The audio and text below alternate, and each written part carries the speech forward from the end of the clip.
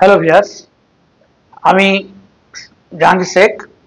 আপনারা দেখছেন আপনাদের পছন্দের YouTube channel bonsai study with Jahangir এবং ফেসবুক আইডি শেখ জাহাঙ্গীর।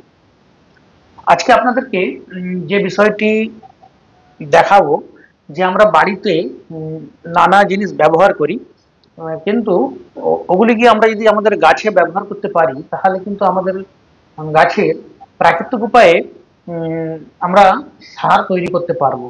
যেমন গাছের বৃদ্ধির জন্যে যেমন নাইট্রোজেন সার খুব গুরুত্বপূর্ণ, আবার ফসফেট সার খুব গুরুত্বপূর্ণ, আবার শিকড় গাছের শিকড়ের মজবুতি ফল ফুল আনবার ক্ষেত্রে পটাশ সারও কিন্তু খুব গুরুত্বপূর্ণ।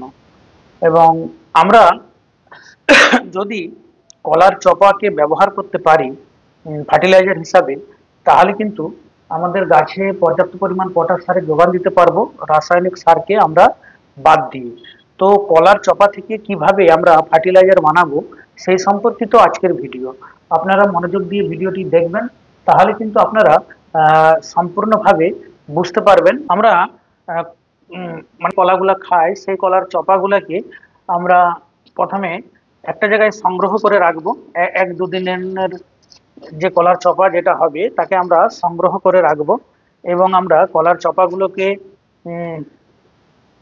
সংগ্রহ করে রাখার পর আমরা তা আমাদের গাছেদের খাবার হিসাবে আমরা ব্যবহার করব।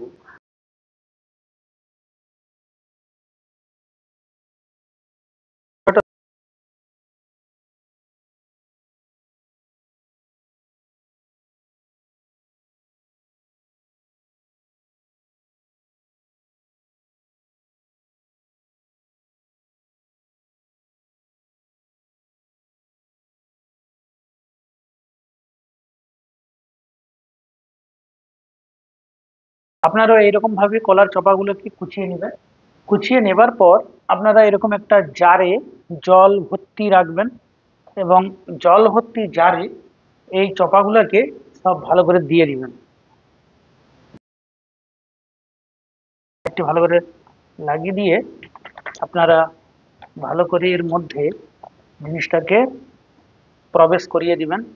কিন্তু আপনারা জারের মুখ কিন্তু খোলা রাখবেন, জারের মুখ কিন্তু লাগিয়ে রেখে দিবেন না।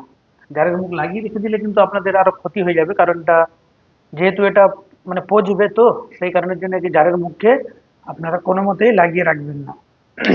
এইরকম অবস্থায় কোনো একটি ছায়াযুক্ত জায়গায় আপনারা এটিকে রেখে দিবেন। এটিকে ছায়াযুক্ত জায়গায় রেখে দিবার পর প্রায় 1 সপ্তাহ সময় দিবেন।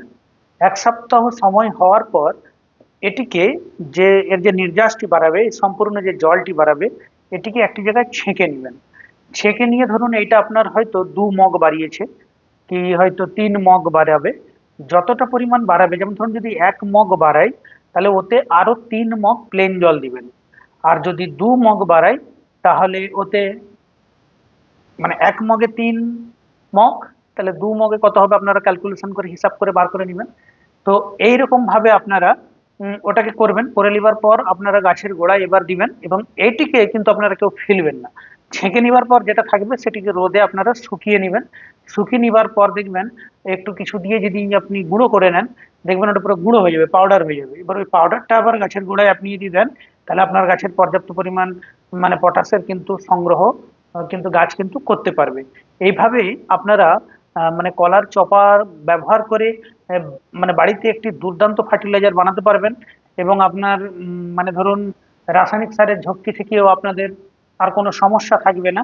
তো এই কারণের জন্যেই আমি এই ধরনের একটি ভিডিও আপনাদের সামনে উপস্থাপন করলাম। ভিডিওটি ভালো লাগলে অবশ্যই আপনারা আপনাদের প্রতিক্রিয়া জানাবেন। এই ছিল আজকে ছোট্ট ভিডিও।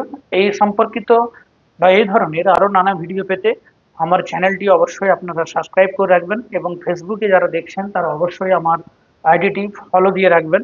ধন্যবাদ, সবাই ভালো থাকুন। আপনাদের সঙ্গে অন্য কোনো আলোচনায় আবার দেখা হচ্ছে।